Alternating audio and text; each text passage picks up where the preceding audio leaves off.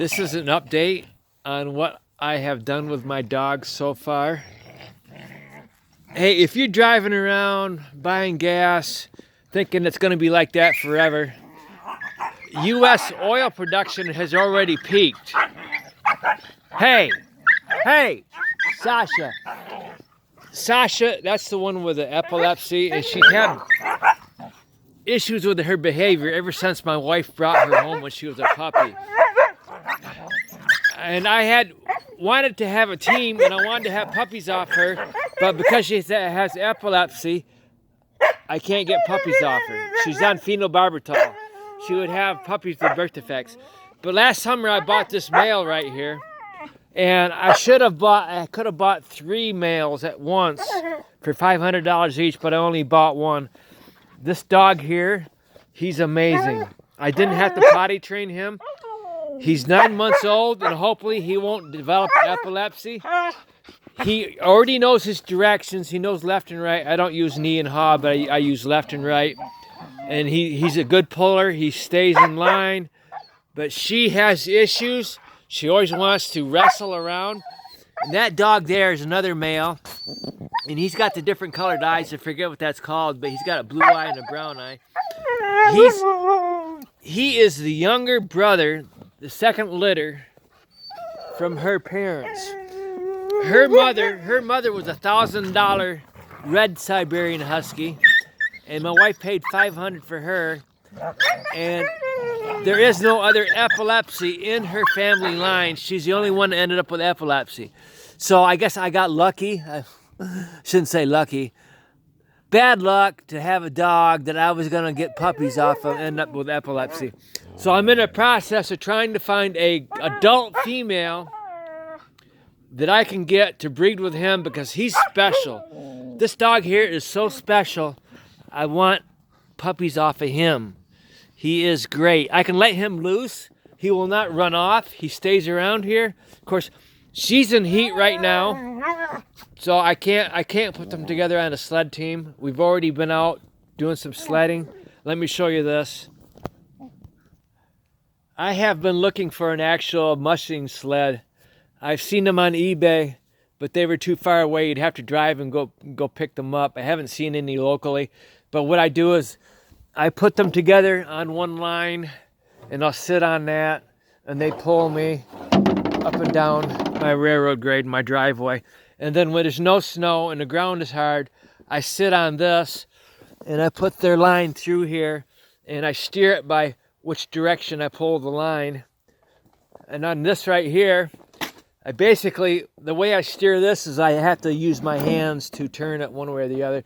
So I'm in a process. I want to get the actual mushing sled and for winter, and then they have carts that you can use during the summer. You can build one.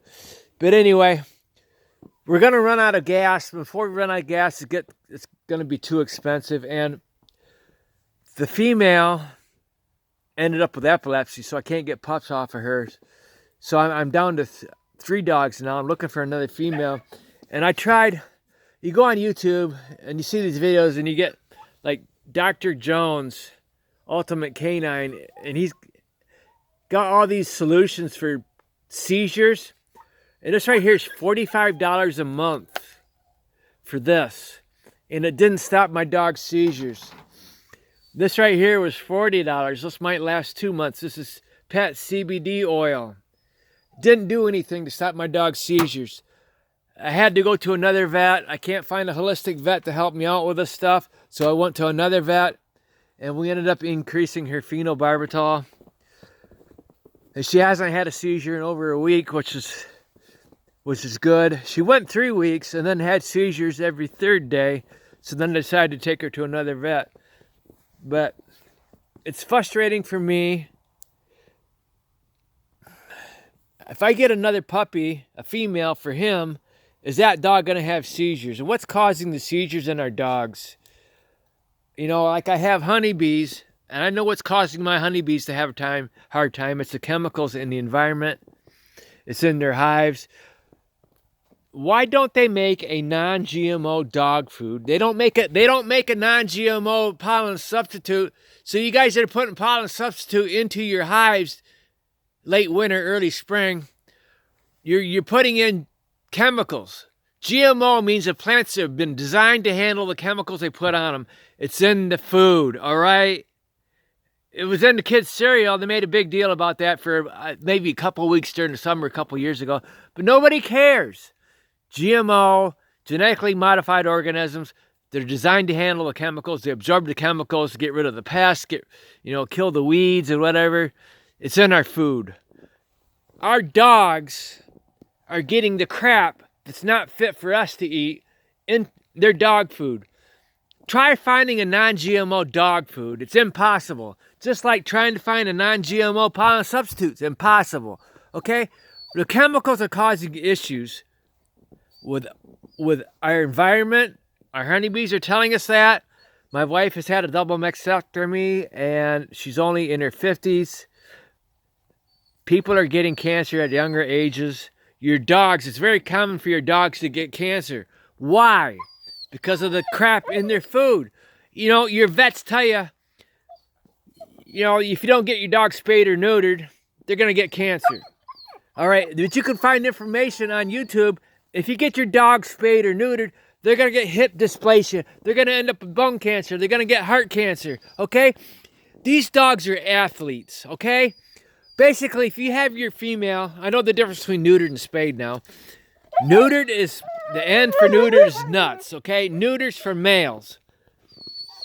Basically, they're taking the nuts off and he don't have testosterone anymore. He's an athlete. He needs testosterone. And if you have a female and she gets spayed, they're basically doing a hysterectomy. So I made the decision not to have my dogs spayed or neutered. They're going to be intact. And what I do, I'll show you. What I do, she's in heat right now. Next, when it warms up, I'm going to have to put concrete underneath here. Keep them from digging underneath. But let me show you this. My ducks were evicted from my kennel. I used to have ducks and chickens in here.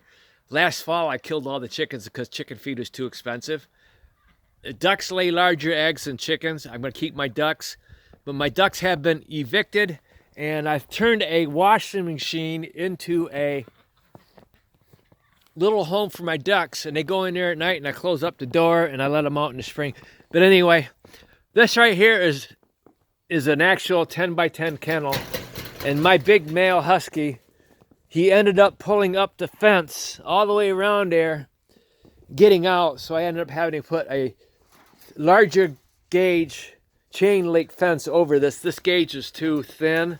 So my male dogs are in here. I give them supervised visits. The younger male isn't old enough to get his sister pregnant, but the older male could get her pregnant. And they're in here. They're in here, these basically, and they have a feeder there. So they used to have chickens and ducks in here, but now it's just dogs. So if you keep your dogs separated, there's no reason why you need to worry about getting your dog spayed or neutered. Just keep an eye on them, because that male there, he has gotten out of there and he pushes underneath the fence. He can't jump, he's too heavy to jump, but he pushes underneath the fence and gets in there. He got in there once, but I don't think he had time to penetrate. She's at prime right now. Dogs, when they bleed, they breed. It's not the same for women, but dogs, if they bleed, they breed. Okay, it's easy to remember. They bleed, they breed. And if he were to make contact with her, it only takes a few seconds, she'd get pregnant, and because she's on phenobarbital, her pups would have birth defects. So as soon as I'm done with this video and I walk away from them, I have to take him away and put him in the kennel. That one there I'm not worried about. His balls haven't dropped yet. He was only like 5 months old. He's just now getting his adult teeth. So that's the situation I'm at right now. I wish we didn't have issues with our dogs with epilepsy. Getting another dog wouldn't be a big deal, but if I get another puppy and that dog has epilepsy, it's very expensive. Every time I have her blood checked and make adjustments, $250 to the vet. That's why the vets, they want these issues. They're enjoying the money they make off the issues in the environment. And your beekeeping supply stores are enjoying you spending money on all these different varroa mite treatments when it may not be the varroa mite treatments killing your bees. Your bees may be dying from the toxic chemicals the crop farmers keep spraying all summer long. See, there's bees. Okay, it's end of January. My bees will start dying in February, March, and April because they don't live very long because of the toxic chemicals in their hive. Very simple. Our dogs won't live very long because they get cancer because of the toxic chemicals in their food. It's not that complicated. You guys should be able to figure it out. See, okay, I tried to do a video without swearing. I'm trying not to swear anymore, all right? Thank you. Nikolai. Hey, Nikolai. Say goodbye. Say goodbye. Come on, say goodbye. Say goodbye, Sasha. Say goodbye, PETA. Fighting again. All right, goodbye.